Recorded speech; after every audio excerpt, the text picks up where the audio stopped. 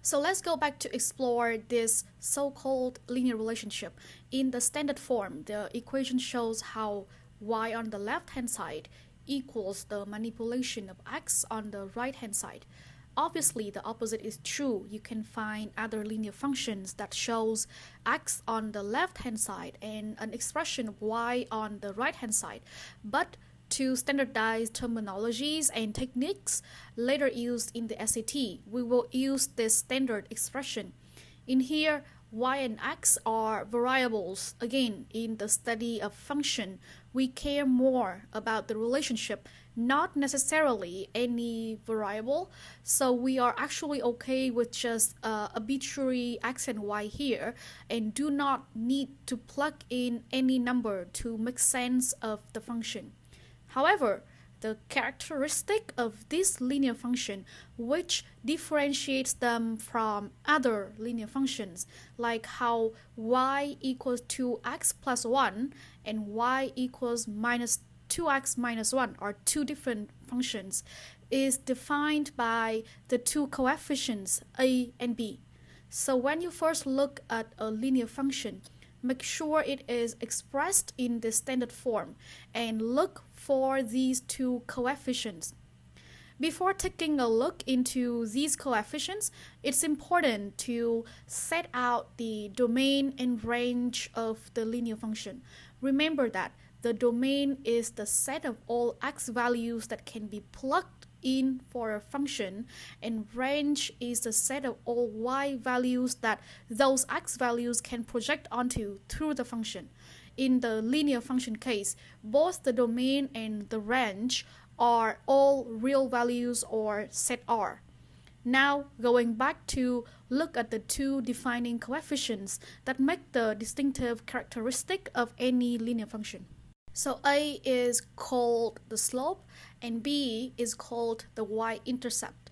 A is multiplied with x and b is a separate term which can be either added or subtracted from a of x. For example, this function y equals 2x plus 1 has slope equals 2 and y-intercept equals 1. But this function y equals minus 2x minus 1 has slope equals minus 2 and y-intercept equals minus 1. How about this one? 2 of y equals 4 of x plus 1. No, the slope is not 4 and the y-intercept is not 1.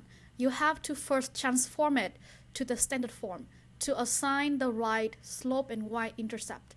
So we transform it to make y stand alone on the left-hand side. So we divide both sides by 2, and now we have y equals 2x plus 1 over 2. So now we can interpret the slope of this function is 2, and the y-intercept is 1 over 2. Let's dive deeper into what exactly are slope and y-intercept. The slope measures two things, steepness and direction. We measure steepness by quantifying the ratio of rise over run, or the elevation over the spread. The direction can also be interpreted from the steepness, so it's either positive steepness, it means upward sloping, or negative steepness, which show downward sloping. Like in this graph here, the rise is measured by this amount, and the run is measured by this amount. So these 2 points have the coordinates of 1 and 2 and 3, 5. We can measure the slope or the steepness between the 2 points by finding the ratio of rise over run. The rise is measured from the elevation of y coordinates 2 to 5, so rise is 3, and the run is measured from the spread of x coordinate from 1 to 3, so the run is 2. We have the ratio or the slope as 3 over 2. In this case, this slope shows the upward direction because of the positive sign here. This ratio is fixed for any given fixed line. So no matter what 2 points of reference you choose, this ratio is the same. This shows how the slope is a coefficient or a fixed characteristic of a linear function. So, the formula to find the slope of any line given the coordinates of 2 points on that line is as follows. We calculate the rise as delta y, or the difference between the two y coordinates, and the run as delta x, or the difference between the two x coordinates. Note that you can switch the order between the 2 points and the result will still be the same, because y2 minus y1 over x2 minus x1 is just like minus of y1 minus y2 over minus x1 minus x2, and the two negative signs would cancel out. Remember this formula because you will be asked to find the slope given 2 points, or find the other point given the slope and 1 point. Another formula to find the slope is based on trigonometry, or the SOHCAHTOA rule. You will learn more about this in lesson 16. So this ratio right here is also the same as the length of the side opposite to this theta angle over the length of the side adjacent to the theta angle, which is the measurement for tan to this theta angle. Note that this theta angle is the same as this angle right here because they are corresponding angles of these two parallel lines. And this angle right here is also a defined and fixed angle for any given line. Remember that it is the angle on the right of the line with x-axis. Just like the slope, this angle is a defined characteristic of any given line. So, in other words, another formula of the slope is that it equals tan of theta. So, you would need to memorize this formula as well because sometimes you will be given this theta angle instead of the coordinate points. Based on the value of the slope, we can categorize the line into 4 types, which can also be distinguished visually. The first two are the commonly seen ones, the upward or positive slope and downward or negative slope. This means for this case, A is positive, for example, y equals 2x plus 1. And for this case, A is negative, for example, y equals minus 3 over 2 of x minus 1. The last two are special cases. This is the zero slope case, or A equals 0. For example, y equals 3 over 2. So there is only the y-intercept, or all y coordinates of any given points on this line are fixed and equal 3 over 2. This is the undefined slope case. For this case, the x-coordinates of any given points are fixed and y-coordinates can take whatever value from negative to positive infinity, like the range of any linear function. For example, the function of this graph can be x equals minus 2, or some points on this line can be minus 2 and 0, and then minus 2 and 10, and then minus 2 and minus 1, etc. The other coefficient, the y-intercept, is more simple and straightforward. It is the intersection of the line and the y-axis. Simply put, is the value of y in the linear function given x equals 0. So how do we find it in this graph exactly? We know that the slope is 3 over 2 because of the slope formula we used previously. Just a quick reminder, slope A equals rise over run, or delta y over delta x. Delta y is the difference of y1 and y2. Here it is 5 minus 2. And delta x is the difference of x1 and x2. Here it is 3 minus 1 equals 3 over 2. You can, of course, switch the order to be 2 minus 5 over 1 minus 3, and the result will be the same. Do not, however, mix up the coordinated points like y1 minus y2 over x2 minus x1, like 5 minus 2 over 1 minus 3. It will be incorrect. Now we can write the linear function of this line as y equals 3 over 2 times x plus b. So how do we find b here? We need to just plug in the coordinates of any given point on the line. Let's say we use this point 1, 2. Plug in 1 to the x coordinate and 2 to the y coordinate. We have this equation 2 equals 3 over 2 times 1 plus b. Solve for b here and we will have b equals 2 minus 3 over 2 or 1 over 2. If you use this 0.35, the value of b will be the same because slope a and intercept b are coefficients, meaning they are fixed for any linear function. Let's try. Plug 3 to x and 5 to y. We have 5 equals 3 over 2 times 3 plus b. So now b equals 5 minus 9 over 2 or 1 over 2. So the final linear function can be written as y equals 3 over 2 times x plus 1 over 2. This is the final linear function of this line right here. Let's do some practice to see how we apply this knowledge about the slope and y-intercepts into solving linear function questions. This first question helps you understand the term function better. We are given two functions, f of x and g of x. We are asked to find the values of function f and function g when the variable x equals 2. So f of 2 or g of 2. And then we find the combined value of 4 times f of 2 minus g of 2. Simply plug x equals 2 into this function. We have f of 2 equals 2 plus 7 equals 9. And g of 2 equals 7 times 2 equals 14. Now this equation becomes 4 times 9 minus 14 equals 22, or C. This second example is a free response question, which means you are not given multiple choice answers to try plugging the answer in. But this is quite a simple one with no calculation involved, just to test your foundational knowledge of the linear function.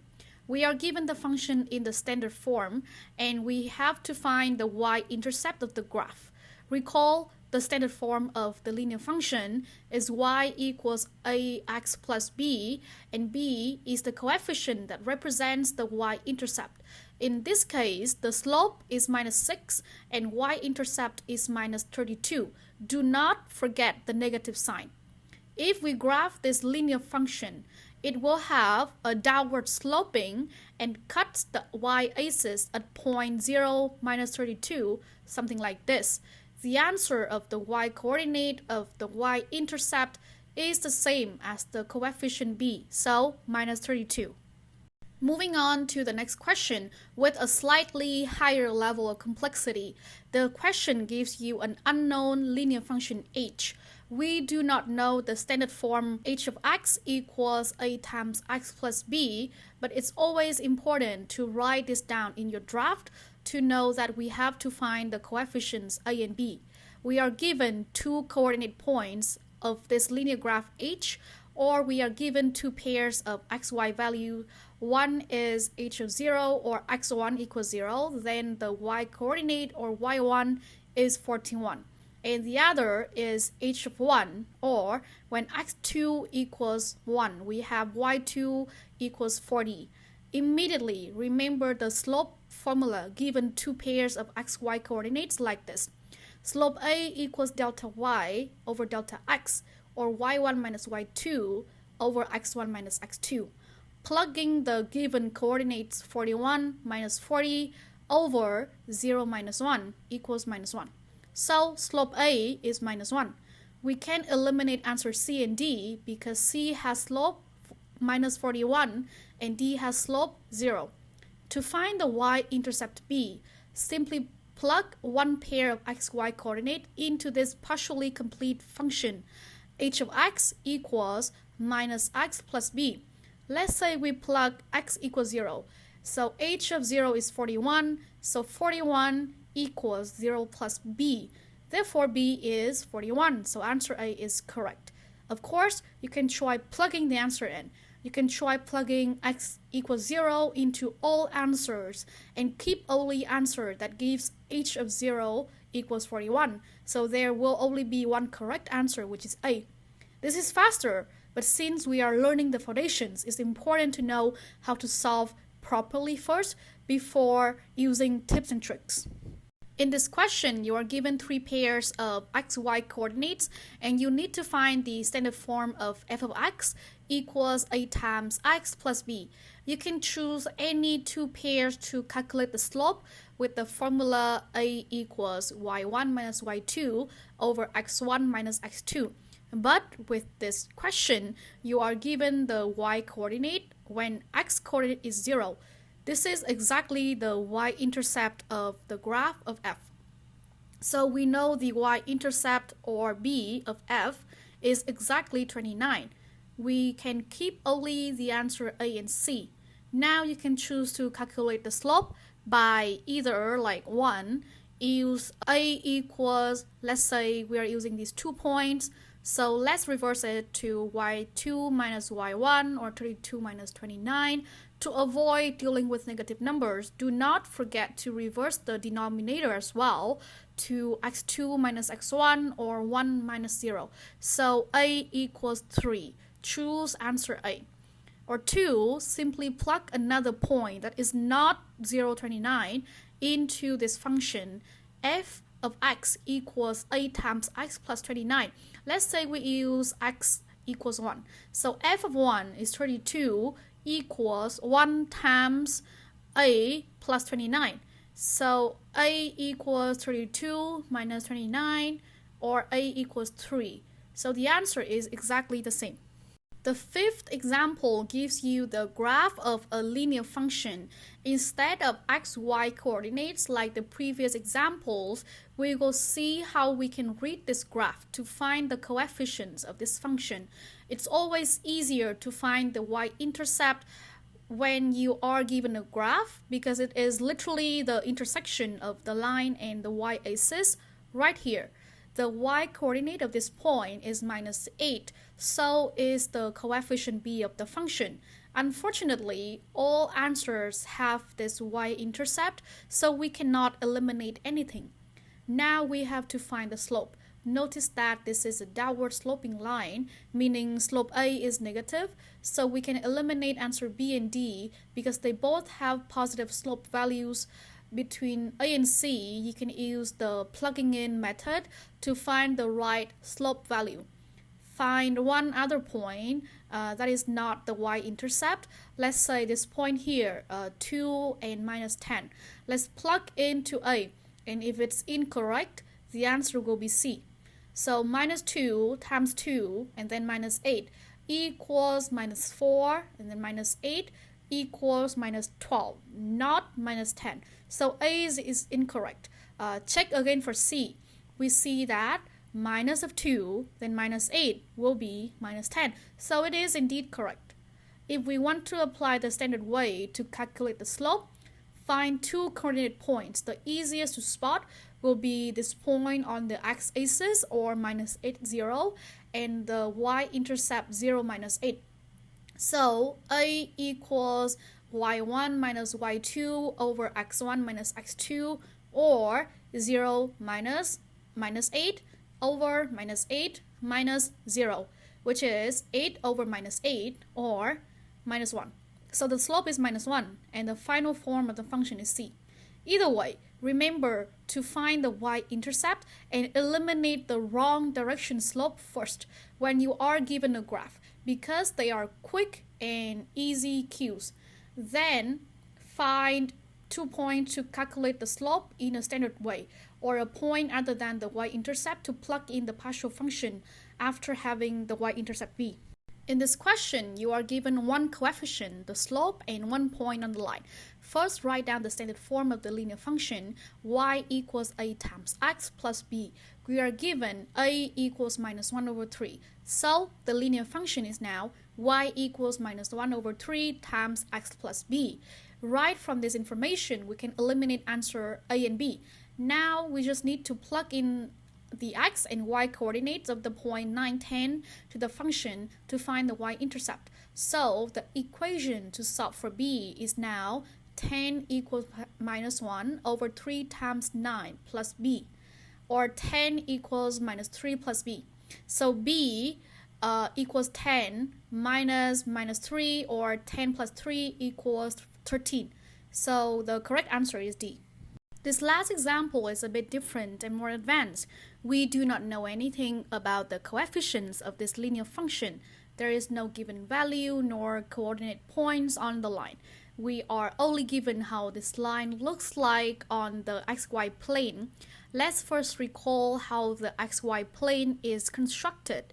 Remember how the x and y axis divide this coordinate plane into 4 quadrants, starting from the top right and move counterclockwise.